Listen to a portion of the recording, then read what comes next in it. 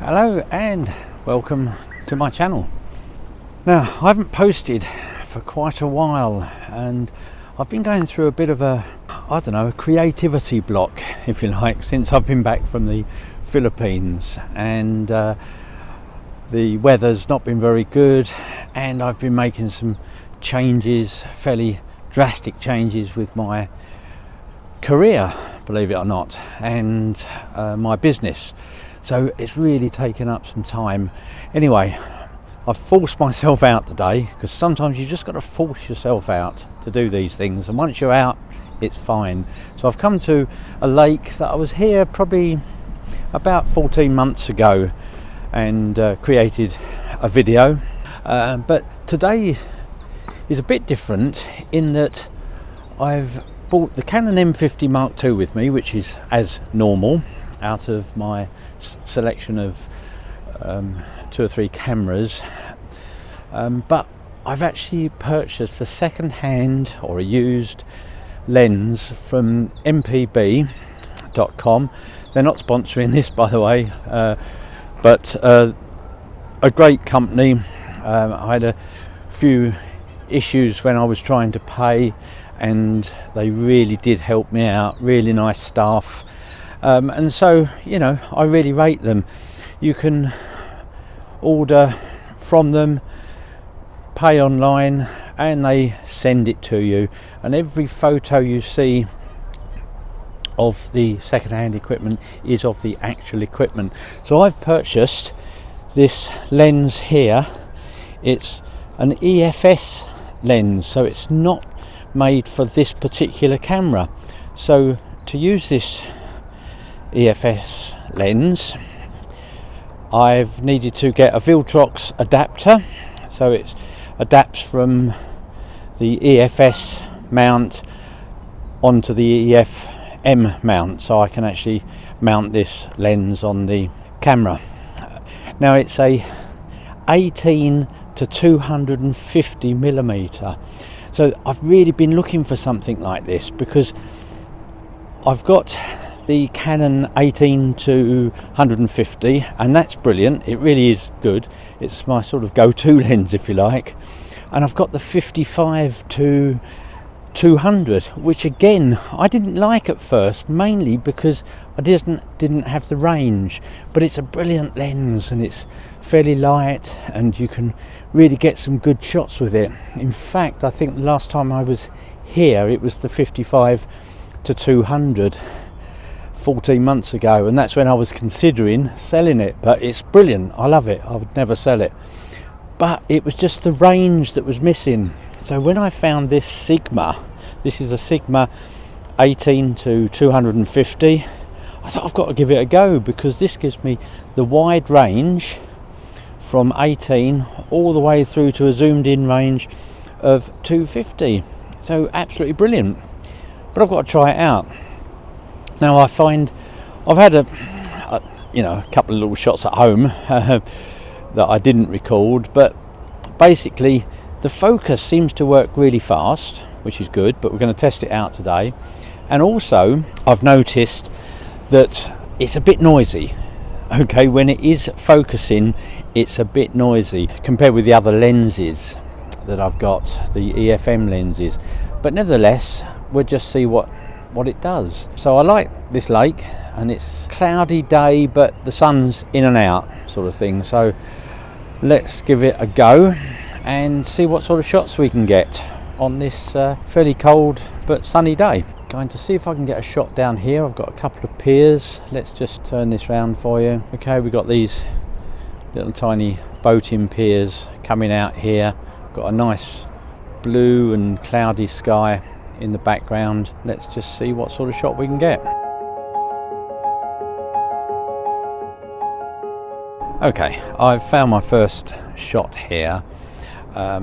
It's got one of the piers sort of leading diagonally out in the bottom third, and then we've got the rest of the lake in the middle third, with the tree line exactly on the top third, and then the sky for the rest of it. Okay, so this is what I've got set up here. I've put a 2-second timer on, we're on 1/125th of a second on f10. I'm focused down on the end of the pier, on this first pier here, leading out through that scene just there. So let's take this shot. So we're on a 2-second timer. There it goes. And pretty happy with that shot, with the pier as a sort of a short leading line out into the lake. And again, we're testing this lens out. It's the EF-S lens, so it's not one that would normally go onto this camera, so I've had to use the Viltrox adapter. I'm on 20, I've zoomed into 28, so let's see what that does at 18, so you can start to get a feel. So that's now at 18, so let's just take that. Probably a bit dark. Let's just check the settings. Oh, it's not too bad. And then we'll zoom in to, let's say, 50, and you see we're just getting the end of the pier now. And then if we zoom in to 135, we've just got water now, so I need to just bring the camera up a bit and take that shot. So let's do that.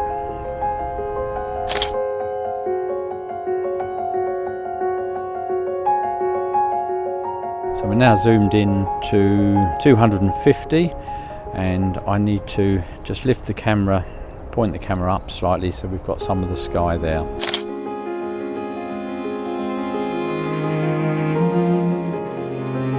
So hopefully those shots came out okay.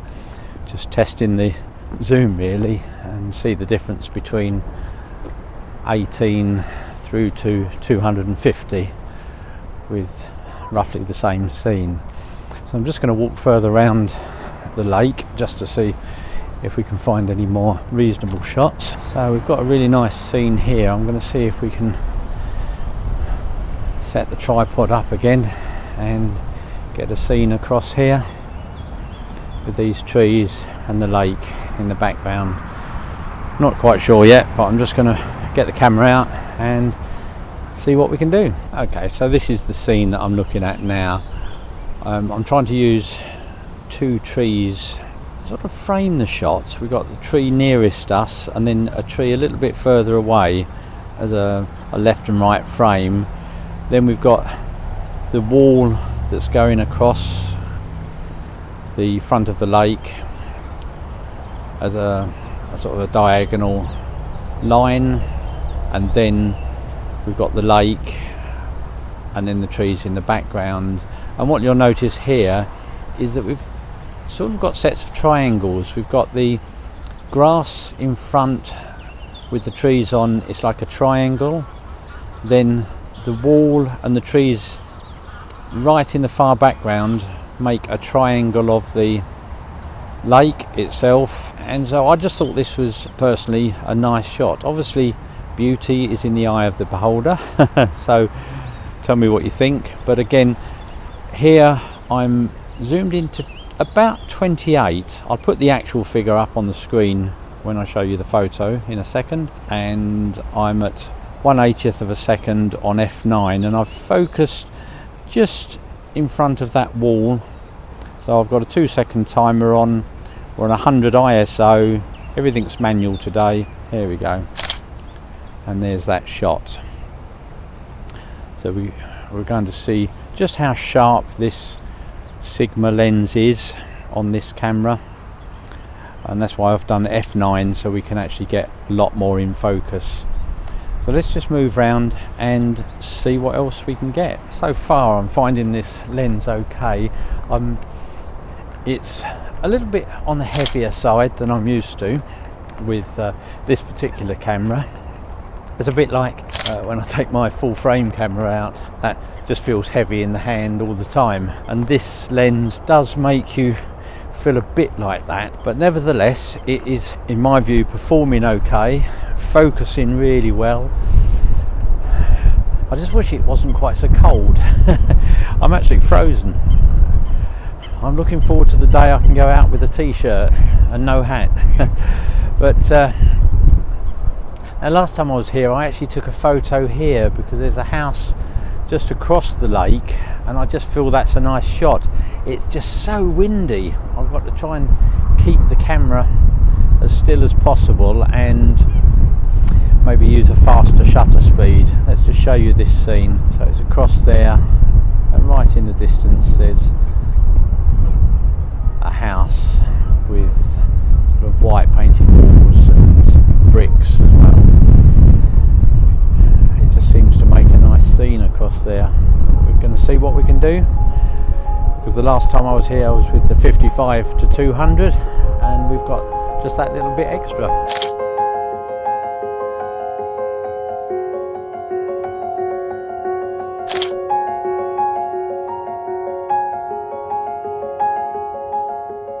So okay, I've come across my first problem really. The Viltrox adapter comes with a tripod mount, which means you can actually have the weight going onto the adapter rather than the weight of the lens pulling on the mount of the camera. There's a bit of creep on my tripod mount. It's starting to move down because of the weight. So when I get back, I'm definitely going to put the tripod mount back onto the Viltrox adapter and use that in future, because it really does creep. I just can't tighten my tripod up enough for it to stop creeping down when it's zoomed in. And it doesn't help that it's so windy today as well. So you're trying to keep the tripod still, there's a little bit of creep, and every time you set it up it just moves down. So I'm trying to point above that house so that it creeps down to the right point, but it's just not suitable really. So that's my advice. If you are using this, make sure you get the weight off the camera and onto the actual lens itself, or the Viltrox adapter, or whatever make you have. But I'm pretty happy that I've got a nice range. I'm going to leave it there. This is a fairly short video.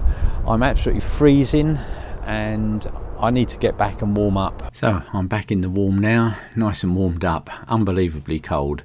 Anyway, this lens I've decided is absolutely brilliant.